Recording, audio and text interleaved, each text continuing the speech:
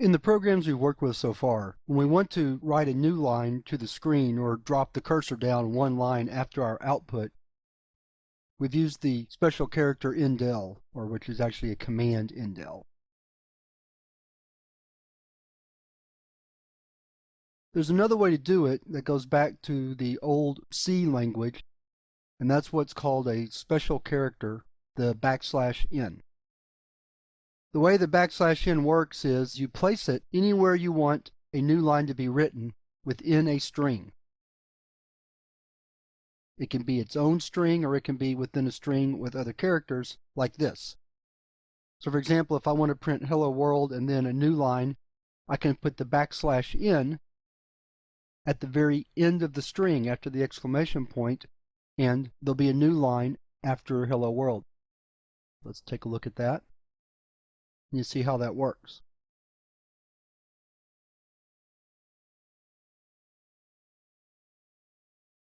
The backslash is the key to making this work.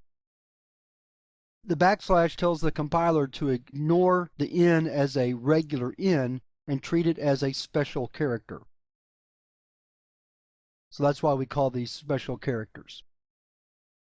You can place the \n, as I said, anywhere in a string. So if we wanted to put a new line at the beginning of hello world as well as at the end, we could put the \n before the word hello.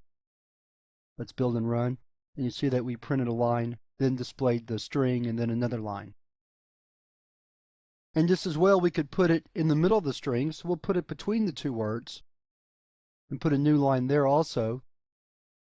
Let's build and run. Not that we would do that in regular practice, but just to demonstrate how the new line character works. You see that you can put it anywhere in a string.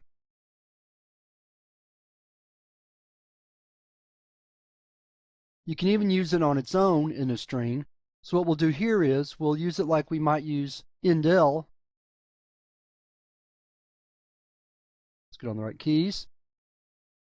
So we'll make our own string with just \n, build and run, and it works just like that.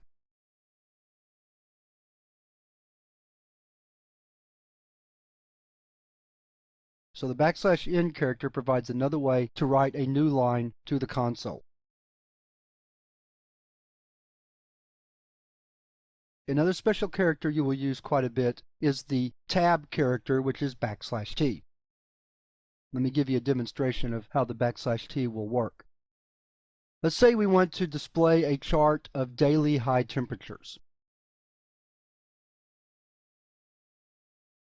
I'll use 3 days to keep it short. So the first thing we're going to do is create 3 integer variables. Then we're going to assign values to those variables. So we'll do that now. And then we're ready to display the data. So we might have a heading that has the day, followed by some space and the temperature. So we'll just say, well, 5 spaces is probably enough. So we'll 1, 2, 3, 4, 5, space over 5 characters. And then add the temperature. We'll put a \n to go to a new line. In fact, let me show you something you can do with \n. You can string them together if you want 2 lines, because we want a blank line between the heading and the first piece of data. So we'll do \n to give us 2 lines. Put a semicolon there. Now we're ready to display the data. So we'll write cout 1. And we need to leave a gap. We think 5 spaces is right because that's what we used in the heading. And then we write day 1. We'll do the same thing for day 2, followed by day 3.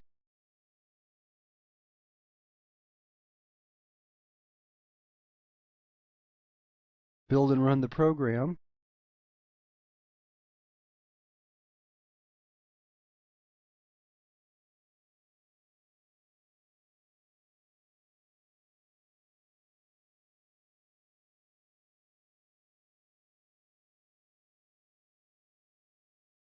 So you can see that the output is not correct, or at least it's not lined up correctly. The way we'll fix that is by using tabs. We can put a tab in the heading to separate day from temperature, so we'll put a \t there.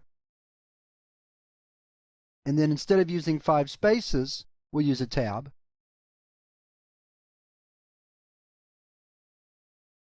Here, here, and here.